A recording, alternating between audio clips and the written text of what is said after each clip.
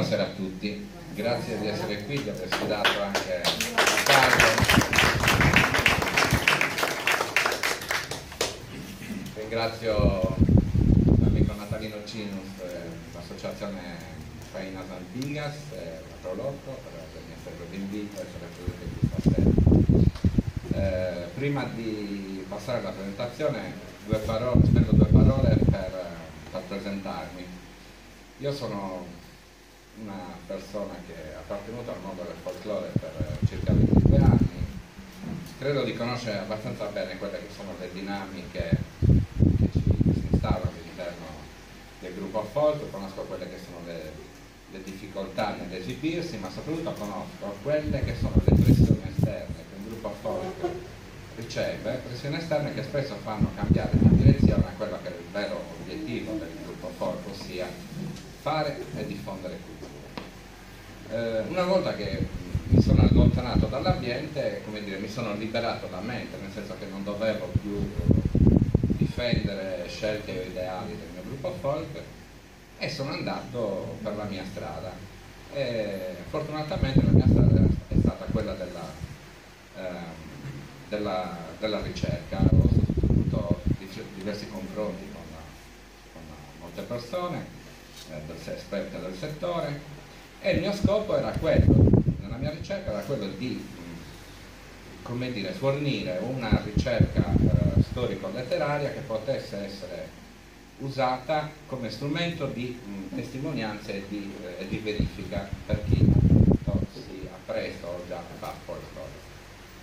Quindi sono partito dai dati certi della nostra cultura, quindi le fonti certe sulla nostra cultura, e poi sfruttando anche quella che è stata la mia esperienza pregressa nel gruppo folk, ho cercato di delineare una proposta ragionata attraverso le fonti che andasse a ostacolare un certo tipo di folklore falso che accampa giustamente diritti nella nostra cultura. Sono consapevole di aver messo il dito in un nervo scoperto, che è quella dell'eccessiva spettacolarizzazione del gruppo folk. Però era questo il mio obiettivo. Quello che vi presenterò stasera sarà, come dire, chiamiamolo un breve viaggio che faremo tutti assieme attraverso informazioni, attraverso immagini, su quella che è stata la storia delle nostre tradizioni, partendo dalle prime fonti sino ad arrivare all'Ottocento. Per quanto riguarda il Novecento, lo vedrete, ho fatto un altro tipo di lavoro e poi farò un cappello di presentazione al discorso che farà Buenos Dias sul ballo campidanese. Partiamo, mi alzo in piedi, forse mi viene meglio, posto.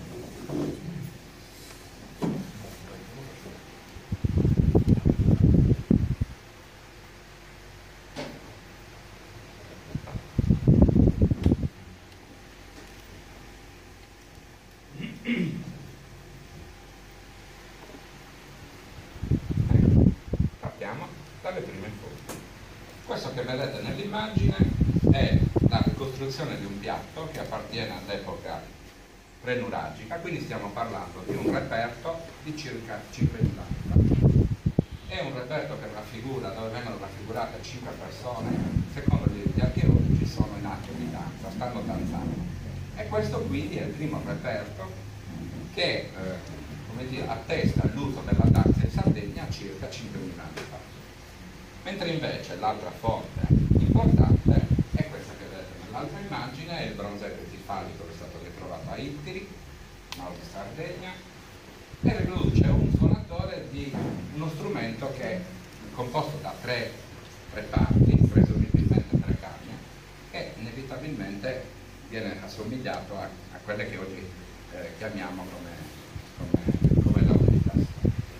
Quest'altro strumento appartiene all'epoca nuragica, stiamo parlando di circa 3.800 anni fa, esposto al Museo Archeologico di Cagliari, ed è una scoperta che mette i sardi in primo piano a livello mondiale, sia per come dire, alla costruzione di uno strumento complesso, quali sono Launetas, e sia come metodo di esecuzione. Rappresenta quasi un unicum a livello mondiale il fatto che per poter suonare il Launetas è necessario il fiato continuo. E andiamo avanti verso questo viaggio, arriviamo in età unica. Questa età appartiene a questo ciclo in arenaria dove vengono raffigurate 4 persone sempre in atto di danza. Arriviamo al 1300, nella chiesa, nella mensola esterna della chiesa di San Pietro di Zuri, stazioncina di Milazza, c'è una chiesetta dove è presente questa immagine che vedete qui sotto. Sono delle persone che si tengono per mano e presumibilmente stanno ballando. Questa volta passiamo attraverso informazioni che provengono dalla letteratura. Stiamo parlando di un libro, di un romanzo d'amore scritto da un algherese, Antonio da Frasso, nel 1573. Nel libro secondo questo testo si trova questa incisione. Per la prima volta vengono raffigurate delle persone in cerchio. Sono 13 persone che si tengono per mano e stanno ballando. La cosa particolare è che ballano attorno ad un albero. Sopra quest'albero, non so se lo vedete bene, ci sono 2 suonatori di strumenti a fiato. E questa è una traccia importantissima. Altrettanto importanti invece sono quelle presenti questa volta all'interno di una chiesa. Si tratta della chiesa di San Bachisio a Bolotona, e qui ci sono diverse incisioni, diverse formelle. Nei 2 pilastri centrali di questa chiesa, da una parte viene raffigurato il suonatore di bisonas, ossia uno strumento bicalamo composto da due canne. Ai lati di questa figura ci sono 2 gruppi di 5 ballerini che ballano. Dall'altra parte invece abbiamo il suonatore di piffero e tamburino suonati simultaneamente, così come accadeva in Sardegna sino alla prima metà del Novecento. Anche in questo caso questa figura ai lati presenta 2 gruppi di 5 ballerini. E arriviamo così a metà del Settecento. Cosa succede? Che la Sardegna viene presa in considerazione da tanti letterati europei e italiani. Perché? Perché la Sardegna era una terra ricca, ma anche nuova. Nessuno l'aveva descritta. Viene presa in considerazione sia dal punto di vista storico, letterario, culturale, ma anche dal punto di vista economico. Perché? Siamo a metà del Settecento, l'Europa si è affacciata appena nell'epoca industriale ed era fortemente attratta da nuovi luoghi da mettere a profitto. Grazie al cielo la Sardegna ci hanno messo a profitto proprio bene. Cosa è successo però? Che tutti questi letterati hanno scritto dei testi, e appunto grazie a queste testimonianze scritte di questi letterati europei, ma anche alcuni letterati sardi, ci hanno lasciato delle tracce importantissime sulla nostra cultura. E sempre grazie a questi scrittori siamo stati capaci, riusciamo a ricostruire quelle che erano le caratteristiche principali del ballo antico sardo. Ovviamente si tratta di informazioni abbastanza generali, però già ci fanno capire, ci fanno escludere alcune brutture presenti nel folklore isolano odierno. Il cerchio era la figura basilare di tutti i balli, e riservano anche altre figure, le righe, la riga, le tensioni e le distensioni del cerchio, e venivano descritte anche alcuni balli dove si faceva la serpentina. Non vi erano croci, non vi erano stelle, non vi erano altri balli che oggi sentiamo. Le coppie si tenevano per mano, solo all'uomo generalmente era permesso di misurarsi in soli compassi differenti. Altra caratteristica del ballo sardo antico è che il tronco, il corpo rimaneva fermo, quello che permetteva il movimento erano gli arti inferiori. E poi tutti i balli, proprio tutti, e questo lo sottolineano tutti i letterati che sono i viaggiatori di Sardegna, tutti i balli dovevano essere compiuti con la massima compostezza, austerità e serietà. E il ballo era una cosa seria, una cosa proprio sentita. Adesso andiamo a analizzare quelli che sono stati i processi di cambiamento all'interno del Novecento sardo. Ovviamente da tutte le parti del mondo, il Novecento è quel secolo che ha portato dei cambiamenti in lungo e in largo sotto ogni punto di vista. Adesso a noi ci interessa analizzare quelli che sono i cambiamenti avvenuti nel Novecento sardo per quanto riguarda le tradizioni popolari. Il primo di questo periodo, il primo che ho preso in considerazione è sicuramente il periodo fascista. Perché? Perché in questo periodo nascono le prime schematizzazioni per quanto riguarda l'abito tradizionale e per quanto riguarda il ballo. Nascono le organizzazioni nazionali del dopolavoro nel periodo fascista. Lo scopo di queste organizzazioni era quello di valorizzare le tradizioni popolari, ma purtroppo lo hanno fatto in maniera distorta, perché hanno cominciato a promuovere delle parate, dei premi per il costume più bello e per il ballo più accattivante. Quindi è ovvio che chi va a un concorso di bellezza per quanto riguarda l'abito ci va con l'abito di massima galla, no? Ecco, questi sono i primi cliché che sono nati in questo periodo, che dureranno per tutto il Novecento e li possiamo ancora vedere in alcuni gruppi folk vestiti con abiti seriali, no? Tutti uguali. Ma non lo sappiamo bene che ogni paese, comunque, dappertutto, l'abito tradizionale non era solo una, ma c'erano diverse, a seconda delle possibilità, a seconda del rango sociale al quale si appartiene. Ancora, un'altra voce da prendere in considerazione per quanto riguarda le trasformazioni delle nostre tradizioni è sicuramente il turismo. Cosa accade? Che nel secondo dopoguerra entra in crisi l'industria estrattiva. Gli Antabagau Dottu non c'era più niente da estrarre, per cui il turismo era la nuova voce da mettere a profitto. Nascono una serie di organizzazioni a livello nazionale, regionale, le Proloco per esempio sono nate proprio in questo periodo, per appunto promuovere il turismo a livello locale, a livello regionale, a livello anche provinciale.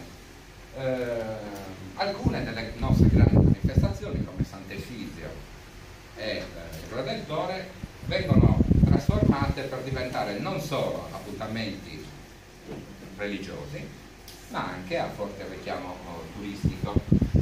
Per quanto riguarda il turismo invece c'è da sottolineare anche un altro aspetto, che gli anni 60, 70, 80 erano anni in cui il turismo in Sardegna si sviluppava principalmente nelle coste, all'interno dei villaggi turistici. Il turista non usciva, trascorreva tutto il tempo all'interno dei villaggi turistici. Perché?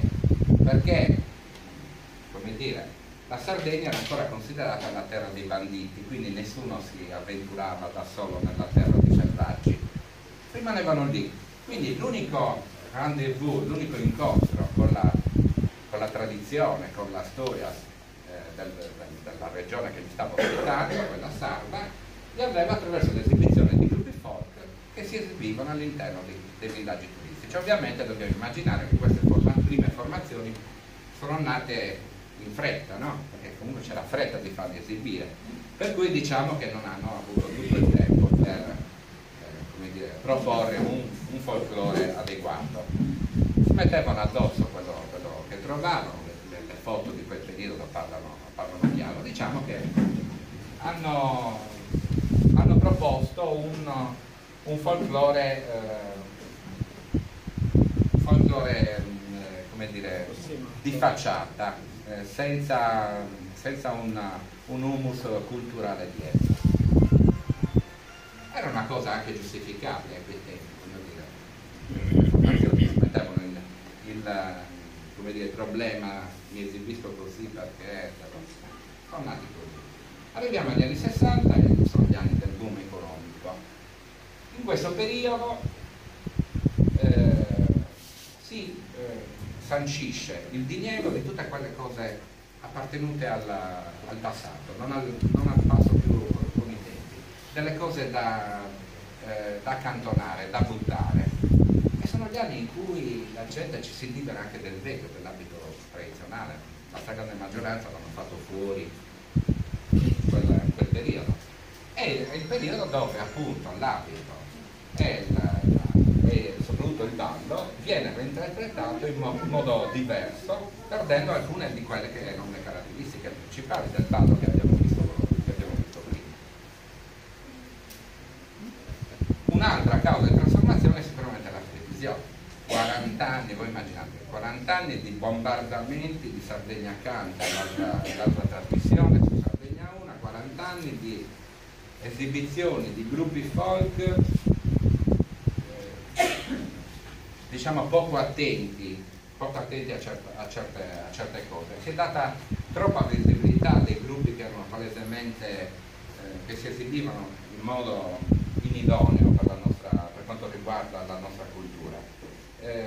Tutto questo ha contribuito a che cosa? A creare molta confusione, perché comunque a un certo punto non si è saputo bene che cosa era originale, che cosa era inventato, si è creata molta confusione. E poi vi è stata anche la perdita della memoria storica, anche le persone che avevano vissuto le tradizioni. Dopo 40 anni a vedere queste cose, le cose vissute da ragazzini se le dimenticano. Quindi qual è la fotografia che io scatto dei gruppi folk? È un campo estremamente variegato, cioè ci sono gruppi che si presentano in modo idoneo, ci sono gruppi che diciamo hanno grossi margini di miglioramento. Questo accade perché nell'ambito del folklore non c'è nessun tipo di regolamentazione. Chiunque può far nascere un gruppo folk e fargli perseguire gli scopi che gli piacciono. Esiste solo una cosa, l'autocoscienza di chi decide di fare le cose bene. E a distanza di molti anni comunque lo sappiamo, basta vedere le grandi manifestazioni, a Defido, tanti pali, eccetera, eccetera. Si continua a ostentare un folklore senza un substrato culturale, un folklore essenzialmente di facciata con balli altamente spettacolarizzati. Tutto questo crea confusione e smarrimento. Ora, nel mio percorso di studio, a un certo punto io volevo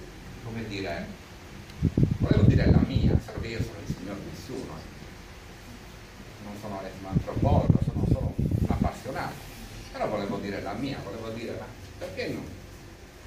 Allora, la soluzione al mio problema io l'ho trovata nel significato semantico dei termini. Significato semantico, cioè che cosa vogliono dire, vuol dire fare folklore, cosa vuol dire tradizione, cosa vuol dire tradizione popolare. Adesso non vi sto a leggere tutto quanto, però vi dico per sommi capi che il folklore è nato come una scienza in Inghilterra a metà dell'Ottocento. Una scienza che studia. In effetti il folklore vuol dire lo studio delle tradizioni popolari di un certo popolo e di una certa area geografica. Quindi signori, prima di fare folklore bisogna studiare. Cioè se un gruppo si chiama folk, ci sarà un motivo.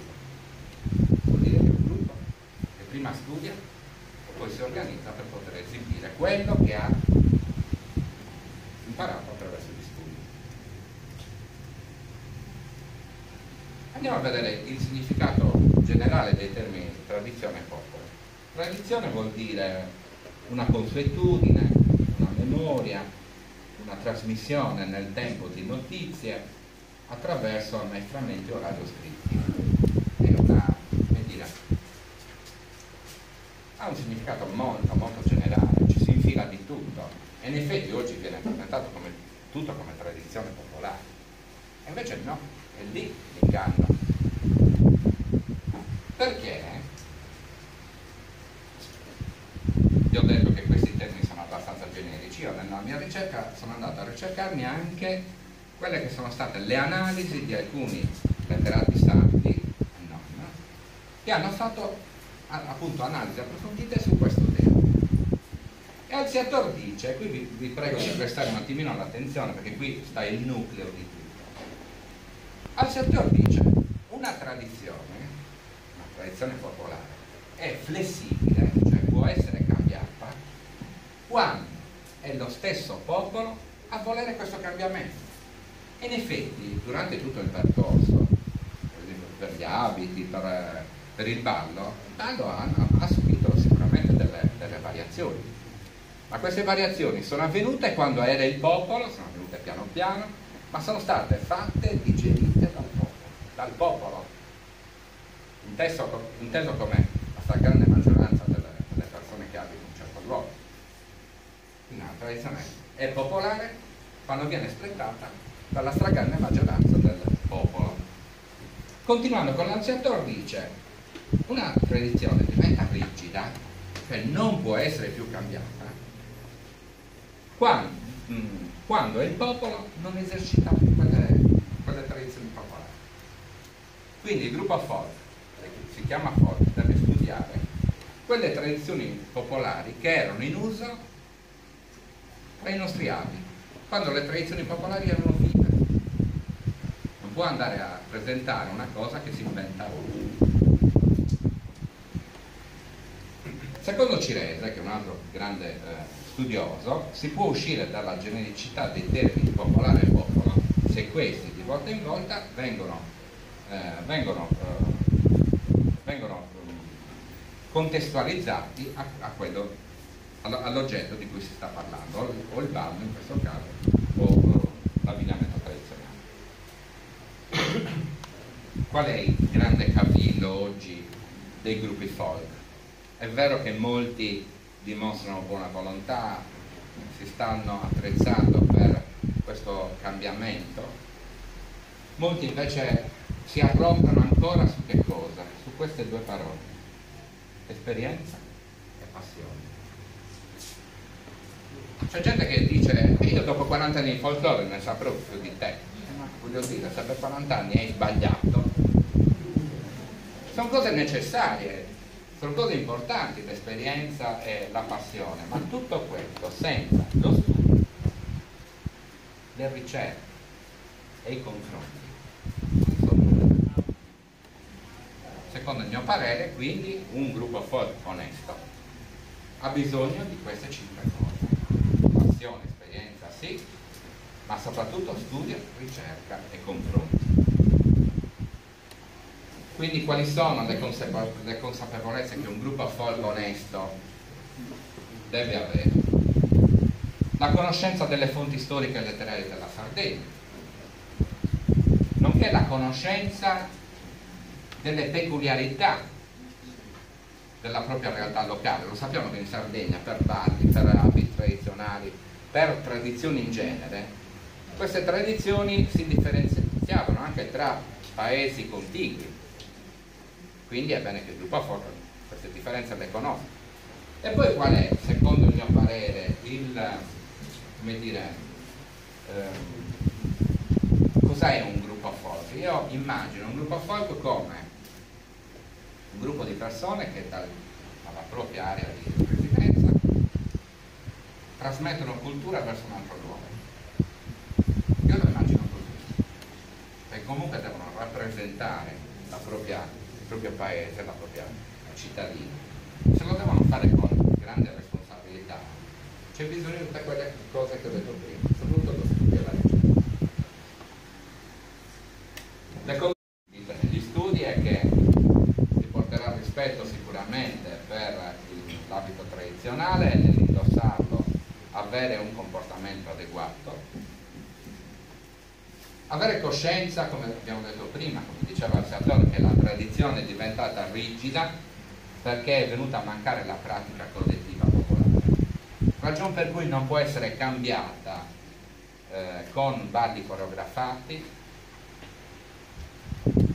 e con nomenclature improbabili, l'ho detto prima, Valle Sacruce, della Stella, di Suzzantillo, di Savardura, ma ne vogliamo parlare, cose che, voglio dire,